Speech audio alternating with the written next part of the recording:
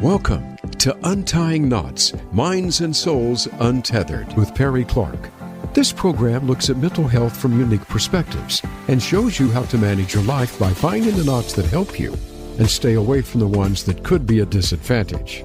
Now, here is your host, Perry Clark. Hello all, welcome back to Untying Knots, Minds and Souls Untethered. I'm Perry Clark, licensed marriage and family therapist here with you. And I want to remind you, as always, that this podcast is for entertainment and educational purposes only. It does not constitute working with a licensed mental health professional. I strongly suggest finding one in your area. And even if you would rather have them in person, video does work just to be able to continue to get the help you need. So please look at that. So we're going to be having a both conversation about our unconscious bias, but also about our spirituality as well. I think that these are two things that go very well together in the standpoint that they are factors in our existence that some don't particularly want to focus on, but they are interconnected as opposed to living in isolation to each other. Because again, nothing happens in isolation, and so much of our world is interconnected in ways that we both obviously see, some we just tangentially feel, and others that are just completely invisible to us in just doing our daily life, like, for example, gravity. So today we have a guest on, and I'm just going to go ahead and straight into their bio here, and we will begin from there, because the conversation we were having just before we started. I'm going to introduce you to Amber Ontiveros, who is the president and founder of Ontiveros and Associates, LLC. Amber works to create effective, defensible diversity and civil rights programs. After a life-altering near-death experience, Amber recognized the limitations of traditional racial equity conversations and was inspired to innovate. She uses tools grounded in the neuroscience of unconscious bias to foster a positive workplace culture. Amber has been a passionate advocate for civil rights for more than 2 decades, with a focus on uplifting marginalized groups and communities of color. Now, as an unconscious bias coach, Amber has crafted tools grounded in the neuroscience. She uses these tools in her practice amongst businesses and agencies to foster positive work culture. Her perspective has been shown and heard by thousands of agencies for leading change management initiatives across the country. Her upcoming book, The Heal the Four Wounds, A Guide to Ending Discord and Discrimination, dives into the 4 beliefs that lie within all of us that we believe are real and are the root of oppression and discrimination. Amber, welcome to Untying Knots. Thank you, Perry. I'm excited to be here.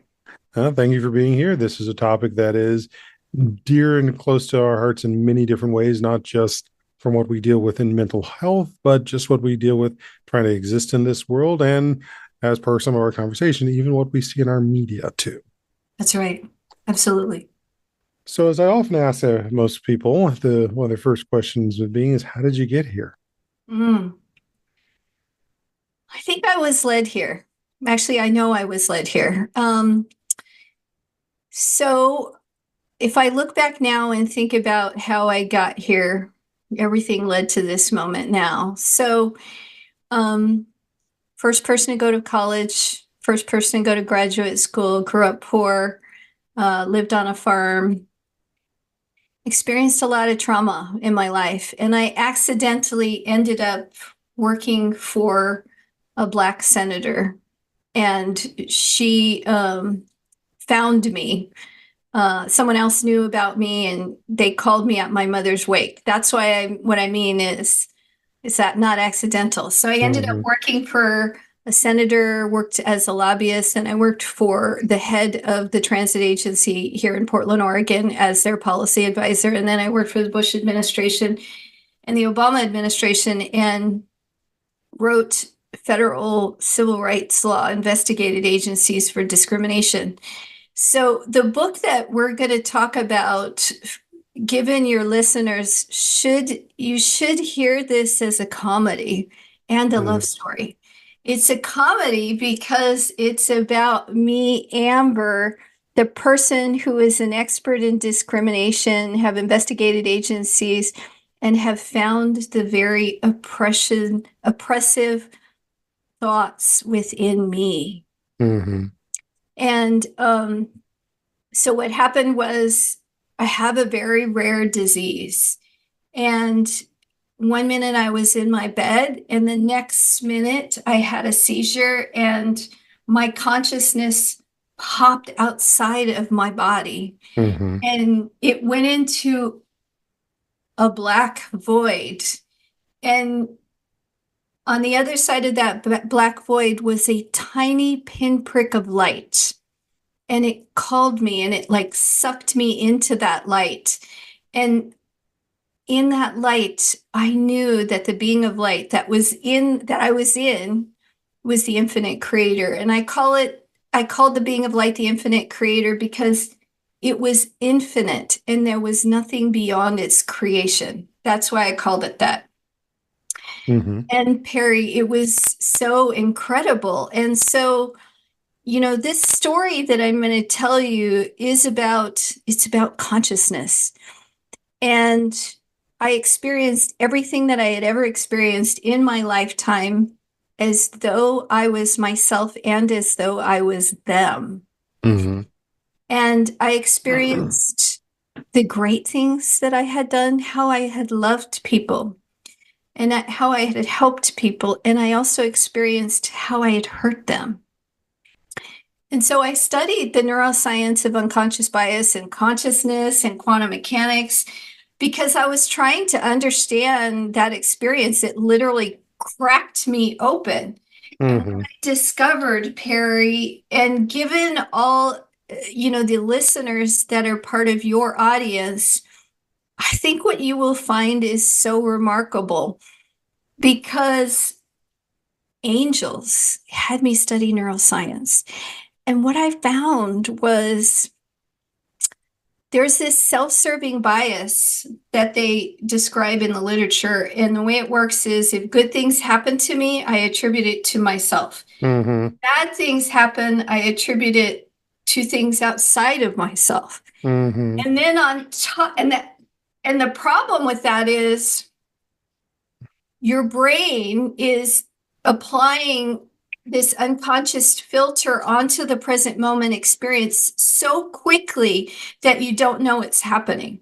The Mm-hmm. second thing is there's this system in the back part of your brain. It's called the reticular activation system. And it literally holds you hostage to what you believe about yourself.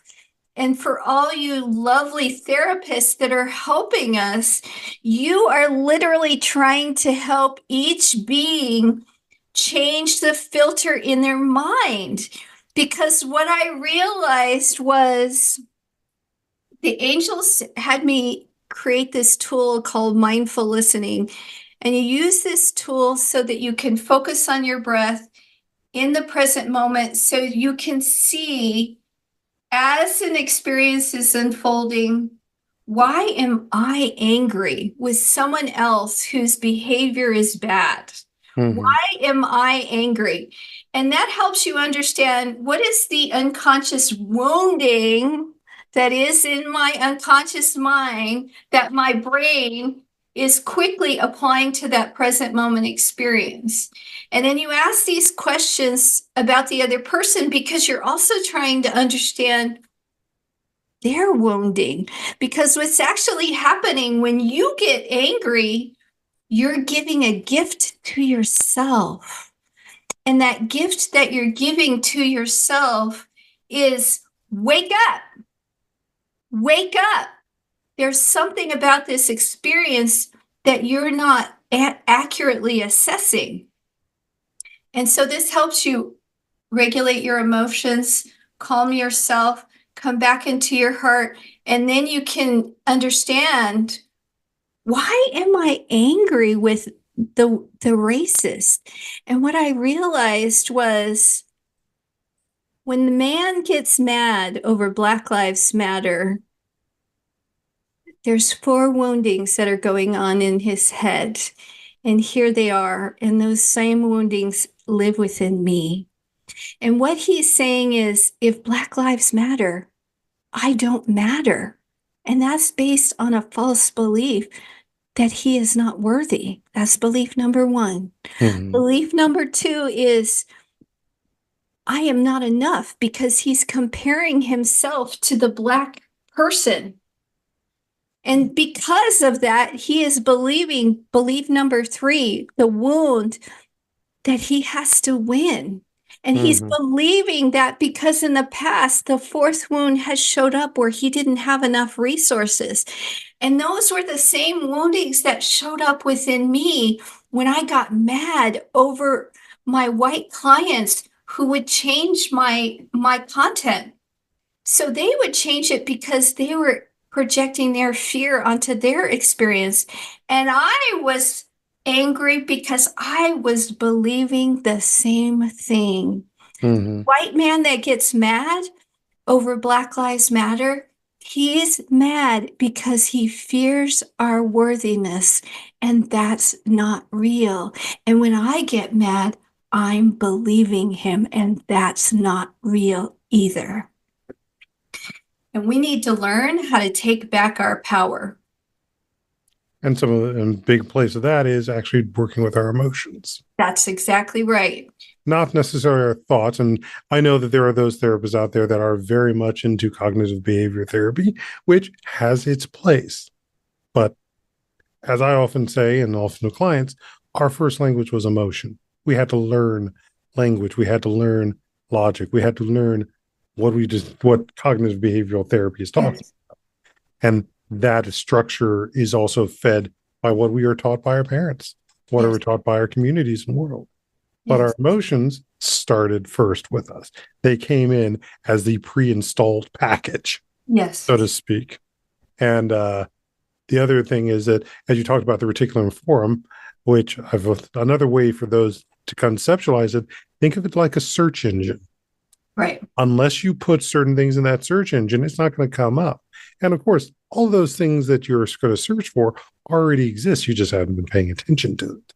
So paying attention to setting the search engine to your emotions, not everyone else's emotions, is a very big and important thing that most people haven't been taught, or they've actually been taught to not pay attention to. Hmm.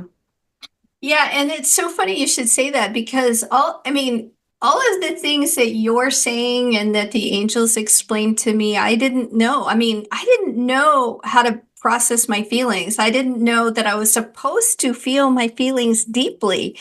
Mm-hmm.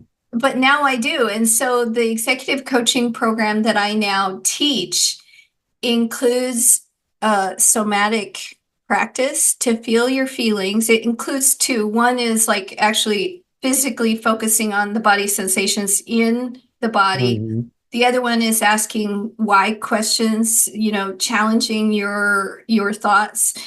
And then the third is changing your actual thought forms. Mm-hmm. So for me, I'm trying to feel the feelings deeply so that they don't hold me hostage, and I'm trying to change the way that I think about myself. Mm-hmm. Which begins and ends with your feelings. Yes. Even though we, as you said, change the thought form, but either way, the thought form is being influenced by the feelings, and it's being aware of the feelings first. Yes. I often like to say, emotions drive thought, how do I put it? Emotions drive the intelligence, but intelligence tempers the emotions. Yes. I agree. Wow, that's very great. That's very insightful. And if the two aren't working together and you're more into one than the other, there's going to be issues.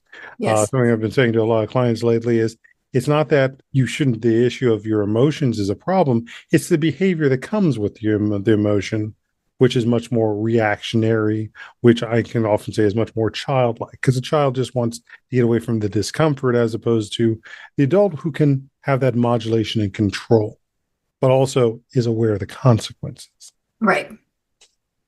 Exactly. And I didn't realize, so one of the things I talk about in the book is, so I call it the 4 woundings, because what's happening is your brain is applying past trauma onto that experience.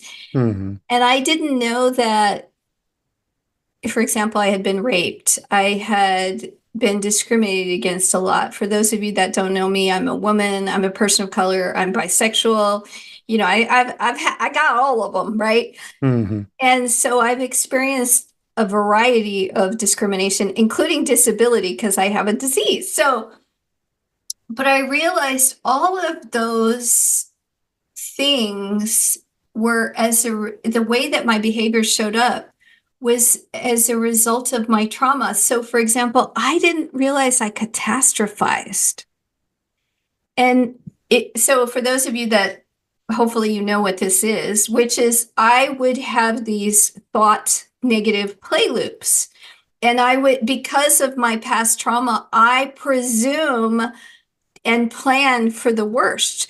But if you understand the way the reality really works, which is we're in a consciousness reality. So we create our reality based on what we focus on. So if we think we suck ass, guess what? The infinite creator is going to ensure that your cognitive bias is met. If we presume all of these negative things are going to come to us, guess what? It will. If you think you can, you're right. Heaven and hell exists on earth. It's just That's which right. one are you seeing? That's right. Which also comes back to a conversation we had earlier, which was also as I describe it, it's the ego boundaries and it's ego wounds and it's the ego self that gets into that aspect of seeing things as either heaven or hell, Right. or the mix of that's in the in between too. Yes, yes. Well, and so we talked about this a few minutes earlier, but what we're seeing on the planet right now is such a profound reflection of humans growing up. It's a reflection of the infinite creator teaching us the value of emotional intelligence. Because what's happening is we are all purging the darkness or the woundings within us. In other words, we're purging that ego part of ourselves. And so if you just end up being emotional, that's why it is. It's because it's coming out of us so that we can come into balance.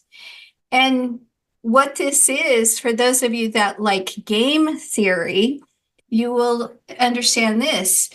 There is a scientist who says, based on game theory, that we can ensure that we know with 100% accuracy, we have no idea what this reality is.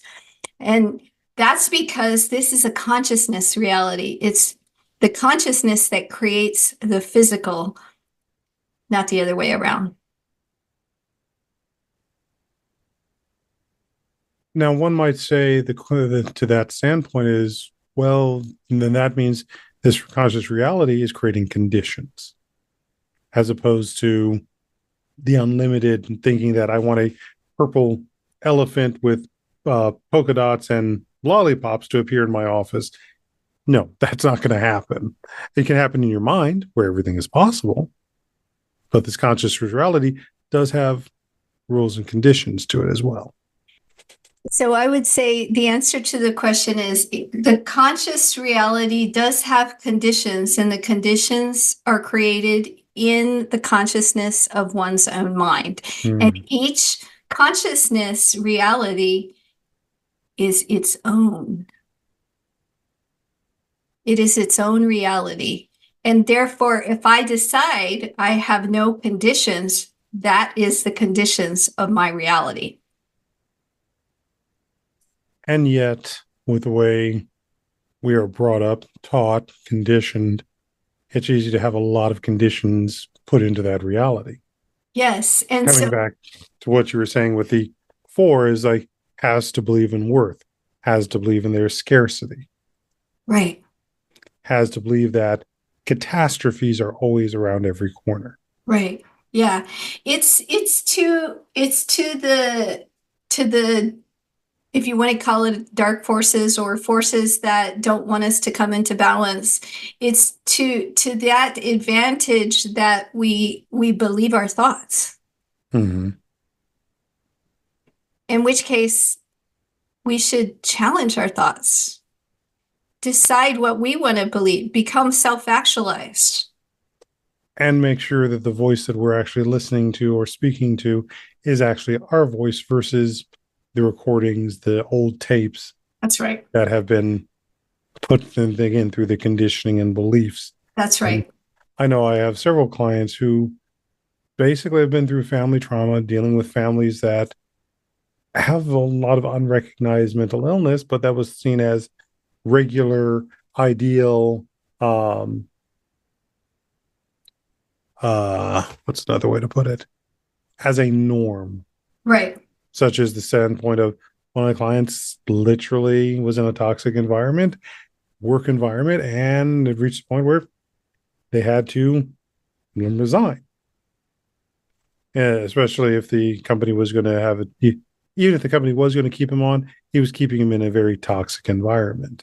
Mm. And they struggled with the standpoint of saying that they were somehow a failure for walking away and taking care of themselves. Mm. Yeah. Well, and so like ask yourself that question. So why do I feel guilty for loving myself? Mm-hmm. That is a perfect example of an unconscious bias wound. Mm-hmm. It's not real. Yep. Definitely not real. And it's then those who have gotten power from it too. Exactly. Exactly. And I mean, even to that point, which is one of the things I always tell my clients is never define yourself by someone else's definition. Mm-hmm. In which case, I define my own beauty. I define my own value. I define my own worth. I define my goals and my change relative to my change, not to anybody else's change. Mm-hmm.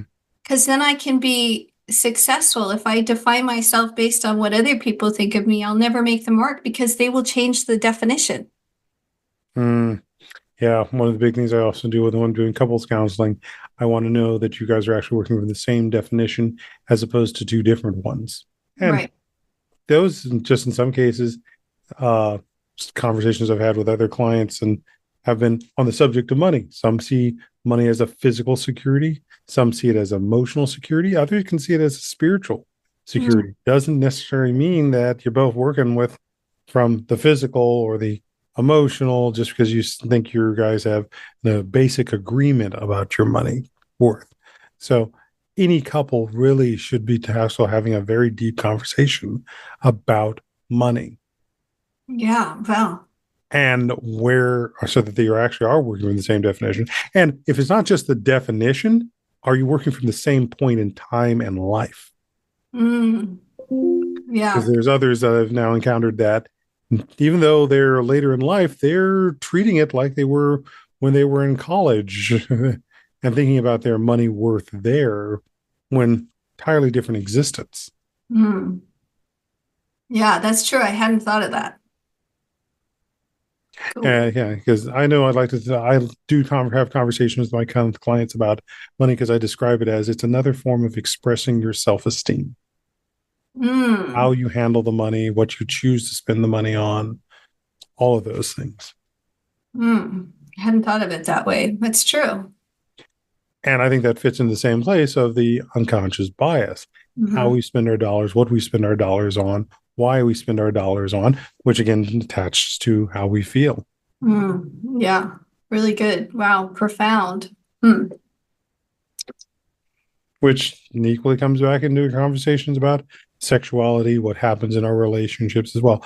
All of these areas that in general have been put forth as a taboo subject. Well, and so on that note, these four woundings show up everywhere.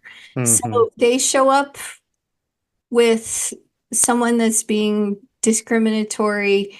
They show up with someone is threatened by you, and they show up with your partners. So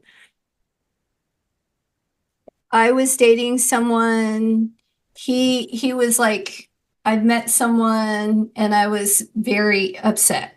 Okay, Mhm. so automatically what happened, Perry, was those four woundings came up within me, which is, oh, I'm not worthy, I'm not enough, she's way better than me, all this Mhm. stuff. And it's not, it's just so common, it's not real. Mhm. But we think it's real. Mhm.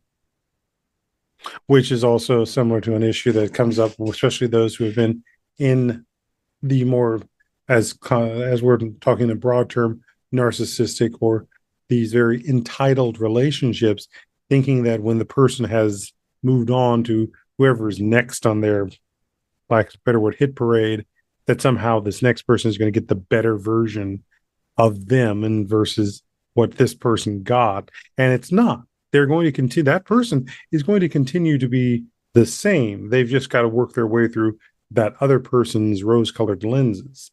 Mm-hmm. Right. Yeah, it's so true. It's like every single person that we meet is our teacher. Mm-hmm. Which is a conceptual idea that, again, in the things that are put forth, most people don't think of. The idea that somebody else can be their teacher, even if they don't have the um, degree or they're in that school situation.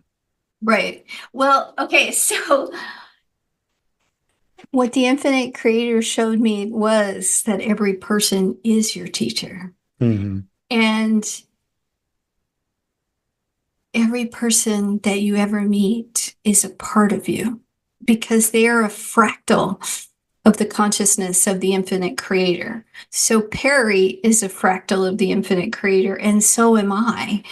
In which case, Perry is a part of me, just like everybody else. And the teaching that was given to me, it's called suffering. Mm-hmm. It was like this: suffering is grace, grace is suffering. Suffering is the rising of a teacher. Love all experiences. So there's something in that is being gifted to me. In other words, if Perry is behaving in whatever way he is behaving, like a butt, Perry being a butt is actually helping me to spiritually grow. And so therefore Perry has to be a butt in order for me to grow into who I am. And so in the first chapter of the book, I asked the question, why do bad things happen? And here was the answer that I was given, and it was so profound. So imagine you're white Mm-hmm. in a white room. How would you know white if you are white? Well, the only way that you would know white is to know that which is not white, so you can fully know white. So white is your true essence, your true who you really are. And it had the harmonic of love. So white is love. So you are a love being. You're like a light being of love. And so we experience that which we are not. We experience that which is not love so that we can remember love. I think it's very important for us to put a certain disclaimer here that we're not being literal about the concept of white, Yes, exactly. that this is not a literal translation, white equals love. We're saying Right. this is the conceptual way to think about it Yes. and feel about it, but Yes. not to say that these things are there, which includes the standpoint of suffering, which, even if it is their purpose to exist in this world to suffer, there's a choice that was made about that. That's right. So that's the other thing is the other teaching is thoughts and body sensations are a choice. So I have a dis-ease. And I work very hard about, even when I am in dis-ease, that I can choose how I feel. Mm-hmm. I can choose how I feel. Now, it's challenging, let's be clear. I can choose to continue to suffer, or I can choose to be happy, even when things are not going great. I can choose to continue to work on this project because it brings me joy, even if I'm in this pain state. Even if I can only work on it for 5 minutes a day, Right. I am still working on it because it is something that brings me joy. That's right. And I guess the other thing I would say to all the listeners is that even though I'm using these words as sharp polarity concepts, I was explained that you have to have these sharp distinctions so that you can understand what you're really trying to get to, which is This sort of a spectrum. yeah, it's a spectrum. Yeah. So the spectrum has to have at least two ends to it, but Yeah, have everything in the middle. exactly. And there's so many of us who just rather would live in the middle than at either of the ends. Right. Yeah. And the other thing is, and this is just really profound and beautiful, which is, so this dark energy that I was in, I know was actually God. So the energy that is in the universe that the scientists call dark energy, that is actually God. God is like a energy, and it's both personal and impersonal. So it both like distinctly loves Perry as a personal being, and it also is very cosmic. Gotta keep the universe running. Yeah, but the thing that was fascinating was that dark energy I knew was God, and that light being was a depiction for me so that I could feel safe. It was the opposite of the component that made you understand the white room you were in. Exactly. Yeah. And the other thing is, if you understand blackness, you understand this. Black is all light spectrums, and that's why God is black, because black is all color. It is all Red, color. infrared, It represents X-ray. the entire spectrum, Mm-hmm. which is all of us. It is the representation of all of humanity. Mm-hmm. So I think that's a good place for us to take a break at. So stay tuned here on Untying Knots, Minds and Souls Untethered. I'm Perry Clark, licensed marriage and family therapist, here with Amber Ontiveros, author. And we'll be back more to continue discussing this. And again, like I've said at the start of this is about the interplay between our mental health and our spirituality, which for some people needs very concrete things, and some of us can be able to begin to start seeing much more of what lies in the lines, what lies in the letters themselves. Stay tuned.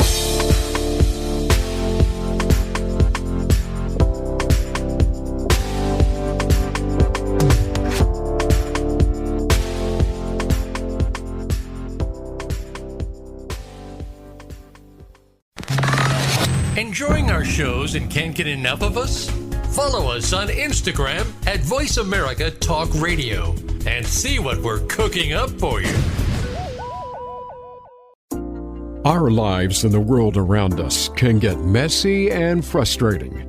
Untangle and Grow Counseling's focus is to untangle that mess and make sense of it so you have a good foundation to build and grow from. Visit us on the web at untangleandgrowcounseling.com. Perry Clark offers individual psychotherapy, couples and family therapy, and adolescence therapy from a variety of coping materials and resources. Visit untangleandgrowcounseling.com for more information. Become a member of VoiceAmerica.com. It's easy, and best of all, it's free. Start out by going to our homepage or any of our channels and click register at the top. Once you've created an account and signed in, you can create your own custom library, opt into our newsletter, search by show, host, guest, or topic of interest, or browse millions of hours of content across all of our Voice America radio channels. Membership gets you more. Visit voiceamerica.com today to get started and tailor the listening experience to your taste.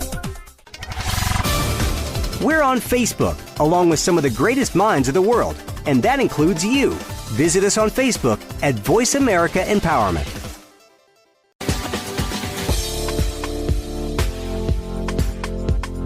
You are listening to Untying Knots, Minds and Souls Untethered. If you have a question or comment about our podcast, send an email to pclark@untyingknotspodcast.com. That's pclark@untyingknotspodcast.com. And now, back to the program. Hello, welcome back to Untying Knots, Minds and Souls Untethered. Barry Clark here, licensed marriage and family therapist, here with Amber Ontiveros, who is the author of Dealing with Unconscious Bias and the Healing Grounds. So we've heard, as you were listening to our first half, we've probably gone in some areas that you wouldn't have exactly expected on a mental health podcast. But as I said, mental health and spirituality do have their links and their relationships. They're not always separate. I mean, even as you heard Amber say, the angels told her to go study neuroscience as opposed to go study scripture. Yep. Yeah. So that's something to think about, that science is a part of all of this. Just, again, a different understanding with, it's got its rules and it's got its conditions. So, Amber, shall we move on? I know we were talking in the break about the 1 and 3 of the rules that of the concepts that you mentioned that people get hung up on, which I think after some events of this last week or so, both in personal life and worldwide life, come up a bunch. That makes sense. Yes. So again, the 4 woundings, again, they're woundings because they're trauma that continue to play in our unconscious mind, that our mind then applies to a present moment experience. So wounding number 1 is I'm not worthy. Number 2 is I'm not enough. And number 3 is I have to win. Okay. So what we're seeing everywhere right now is wounding number 1 and wounding number 3. And actually all of them, and number 4. And number 4 is I don't have enough. And it's happening in our policy conversations and it's happening in our politics, because we believe we have to win. And so why do we believe we have to win? Well, we believe we have to win because of this bias. And I read a study this weekend where they studied Olympians. And they were they looked at facial expressions, first, second, and third place. And what they discovered was the first place finisher and the third place finisher were happy. And they were happy because they were so excited that they made the podium. But the second place finisher was not. And why were they not? Because they felt that they had lost, even though they made the podium. So it's an example of we have this belief in our unconscious mind. We have been conditioned to believe we have to win. And not only believe that we have to win, we have to beat everybody else just to define it as winning. That's what this study indicates, as opposed to I am a winner, period. I define my own winning, whatever that is. Why does it show up that way? It shows up that way because we also believe wounding number 1, which is, well, if that means that they won and I didn't win, then that means I'm not worthy because they did. And it ties to number 2, because then they're thinking, because we believe we have to compare ourselves to others. We believe that. That's not real either. So if the Olympian defined their success, defined their own worthiness, defined not comparing themselves to others, defined their own goals, defined how they determine winning, that wouldn't be the case at all. That's why number 3 believes they won. Mm-hmm. So what you're seeing outside in the external world with all this craziness going on is I have to win. Mm-hmm. And when you really understand your worthiness, your value, I'm sorry, this is very controversial, but I believe that we are all worthy. I believe that Jews are worthy. I believe that Palestinians are worthy. We are all worthy of living. I don't believe that we have to win. I do not believe that war is an answer at all. I don't care what the issue is. I believe, I hold truth that we can all live together in unity. No, no, no. And it becomes part of those ideals and what are the conditions around winning, which is one of the biggest things I know have to sometimes very much work with clients to start understanding. There is a no-win condition. That actually a lot of things that they're dealing with are no-win conditions, or better yet, what have you determined as being your win condition, and why is it not going to actually work here? Right. And that holding on to belief that this is what it means to win is going to perpetuate that catastrophe thinking. That's right. Versus your win condition might actually be that you are able to, again, take care of yourself. Right. That you are not going to deal with their situation. And some of that even comes with the aspect of accepting that the conditions you need for healing may never come from this person. Right. But if so long as you are holding on to the idea that this person has to have this accountability, or this person has to have this atone, this person has to show this level of hurt, you're perpetually also going to be stuck waiting. Right. Well, and so, okay, that honestly, that's so brilliant, Perry, because what the infinite creator helped me understand is no, Amber. You have to be entirely self-actualized. Do not give a fuck what the hell the motherfucking racist thinks of you. Do not give a fuck about what the threatened person thinks of you. Do not give a fuck about what your family thinks of you. You define your own success. They may not be able to show up healed. No, they may not be able to. That is a reflection of their wounds. It is not a reflection of their value or their worthiness. It's a reflection of their programming.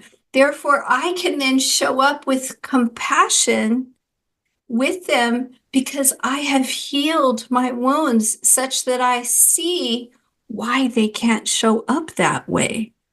Mm-hmm. As opposed to continuing to depend and hope that they will suddenly show up the way we need. There are others out there who will and who can provide and support that healing. Exactly.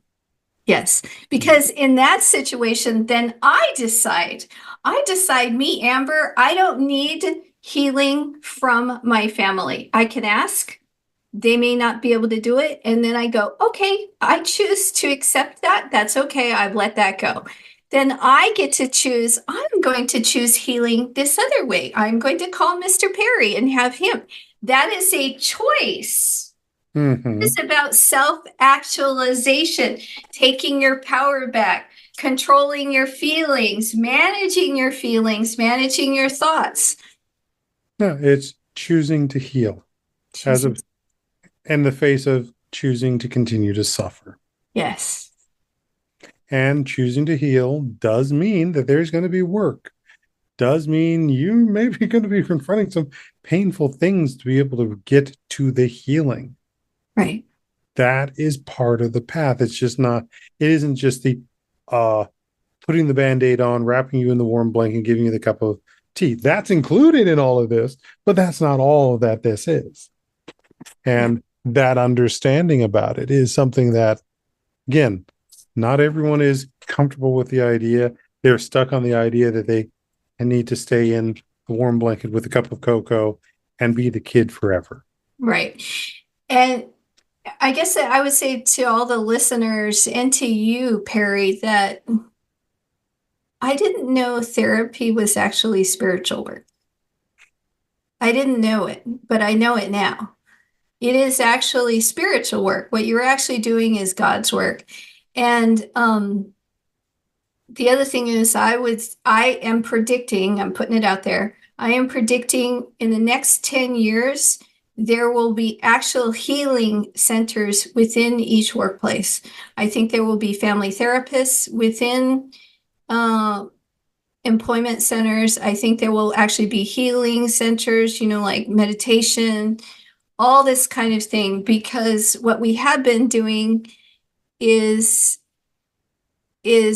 we haven't actually been creating the technology within the systems, namely the workforce, to allow people to heal. We put it upon the individual to then go seek out the therapist, as opposed to having the actual tool available to the employee at any moment in time. There's definitely that. And I think it's also, again, the definition of what is actually being provided. There are some that I will know speak of the idea that what we do right now is just provide coping. We put the Band-Aid on. Yes. We don't actually help people change the situation or get to the root of what's going on. It's put the Band-Aid on, put the nice warm blanket, and send them back into the problem. Right. And I'll be frank, there are forces that would just want that to continue to happen. There are those of us who work for the idea of, we're going to get to the root. We're going to try and start resolving and making better soil around this plant that's growing, that plant that is a person. Right. And sometimes that does take longer than a prescribed number of sessions. Right. And the other thing is, so the reason why I wrote the program, my workbook, in the way that I did, because of the very thing that you said, Perry. So I realize every single person needs to learn how to be a mental health therapist for themselves. Every single person needs to understand the tools to process their feelings. They need to understand how to critically look at themselves and look at their shadow. And honestly, I honor all of you that are listening, because shadow work is the hardest thing you will ever do in your life. It is harder than writing policy. It is harder than investigating agencies. It is the hardest thing I have ever done, which is to turn within myself and to learn how to love me, to learn how to forgive me, to learn how to change myself, and to learn how to grow up. Oh, that's a sweet one, of the aspect of growing up. As a conversation with one of my other clients was, yes, they were asking, like, why do I have to be the one to grow up? It's like, no, that's what you're supposed to be doing. That's your actual life process. You are actually doing the thing of growing up, while sadly, some of the people that hurt you didn't do it. They decided to stop. They decided to stay there. And you have the opportunity to keep going and growing. Harry, so one thing that I would slightly modify what you would say is, what the creator told me, and this is why this book is a love story about you. Because here's the thing, Perry, that he wants you to know. No. Forgive yourself. Forgive your parents. Forgive whoever has hurt you. And forgive your hurting yourself. Because when you hurt yourself, you are in a state of unconsciousness. You were unconscious. And in that moment, they were playing out their programming trauma. And Mhm. I know, I love my father, and I know I love him even though he can't show up in the way that I want him to. And that's okay.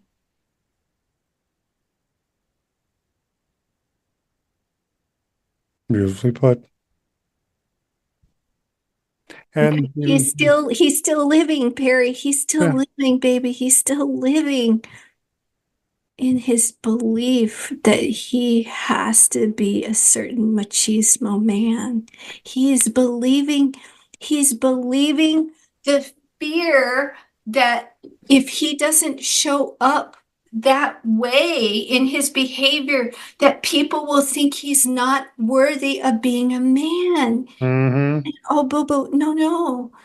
mm-hmm. Stuck in his fear. And that's why I have compassion for him. And I have compassion for the racist. I have compassion for the homophobe.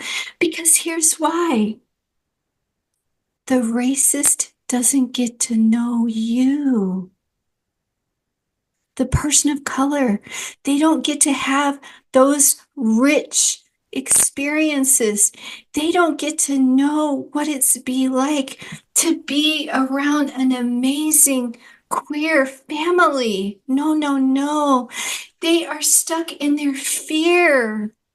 And denying them self-enjoyment. Exactly. They're Yeah. denying their ability, as you said just a minute ago, to grow and become a grown up. Mm-hmm.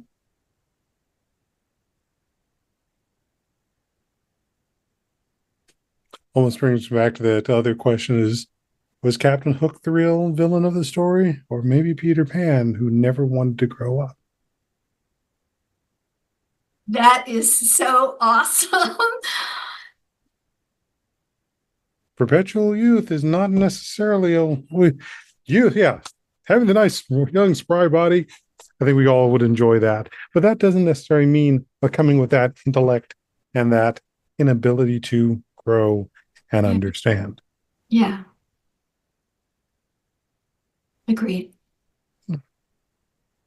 Which I think also brings us, again, as you said, to the standpoint of the myths and realities of mental health. And I think one of the big ones, as you just said, and once we started, was that mental health is also spiritual work. Yeah. And that last question, the myth about mental health. Mental health is spirituality. It is about spirituality. And the idea that mental health is a disease, I would challenge every single listener that believes that belief. Because the more that we perpetuate that belief, not only in your own mind, but in the mind of the client, we ensure that they believe the belief that they are broken. Mm-hmm. And I'm sorry, that is a programming. That is a programmed, conditioned belief that we have believed, that we now teach our clients to believe too. And that's not real. When you understand who you really are, who you really are is you are a perfect consciousness of the infinite creator. But the problem is we have programming that has conditioned us to believe these beliefs that are not allowing us to step into our true nature. And so by calling ourselves diseased, we are saying we are broken. Mm-hmm. When in reality, by saying we are remembering that these conditioned beliefs are something that can be healed. Yep. And we have certain systems put in place to help continue to reinforce that. That's right. And some cases they are working as intended. Some cases they're working against how they're intended. Right. And that's part of our belief in the conditions that are acting as limiters. Exactly.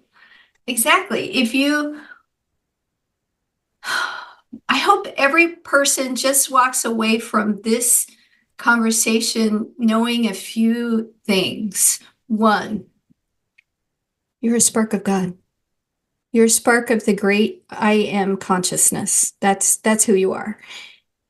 If you really understand what that means, then you would question every single belief that you have about yourself and the world. And then you would decide what you want to believe. And the other thing is, you would understand that your feelings are the most important indicator of anything. Mm-hmm. So let's work with our feelings. Exactly. Not necessarily our thought or cognitive thought. Yes. Sometimes that's an distinction I have to teach clients. I said, how are you feeling? They tell me how they're thinking. I said, no, that's not actually the question I asked you. How are you feeling? I did not hear a single feeling word in what you just said to me. So Right. let's go back and try that again. Tell me, how are you feeling? Right. Well, and honestly, that's such a good example because I had to work to understand what my feelings were. Mm-hmm. So how many times have you been like, I don't even know what I'm feeling? So there are some of the work that we have to do in rebuilding skills, rebuilding the connection to the body, not just the head. Yeah. Well, but again, back to the myth. That's why this is all spiritual that therapists are doing, because you're trying to help the individual understand who they are. So that's why this is all spiritual. What you're doing is all spiritual. Yeah. But again, not everyone understands that distinction or has gotten caught up in that distinction. Yeah. That's still spiritual work at the end of all of it. But it is also part of the other two, mind and body. Yeah. So I think that's a great place for us to wrap up. Where can people find more about you, find more about the book, so that they can continue this work for themselves, this shadow work, which we all need to do and continually need to do? Yes. You can go check out my website, healthe4woundings.com, and it's 4woundings with an S.com. And if you're interested in executive coaching or you actually want someone to help you with your spiritual practice, and, given what's happened on the earth today, I'd be happy to do that. I do work with angels, so please know that. And yeah. Thank you for having me.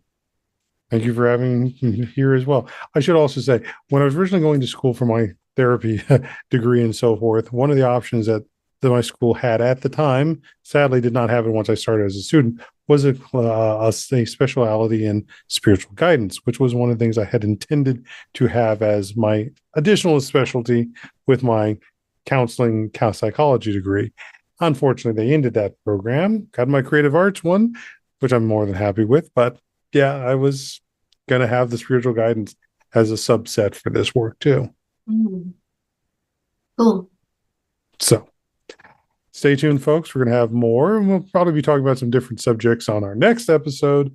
But again, we're always just focusing on mental health and well-being. And sometimes we can go spiritual. Sometimes we have to be a little more literal. But stay tuned. Let's untie some of these knots so that the knots that you do tie are keeping you in a strong place to enjoying the healthiest life possible. So, till next time.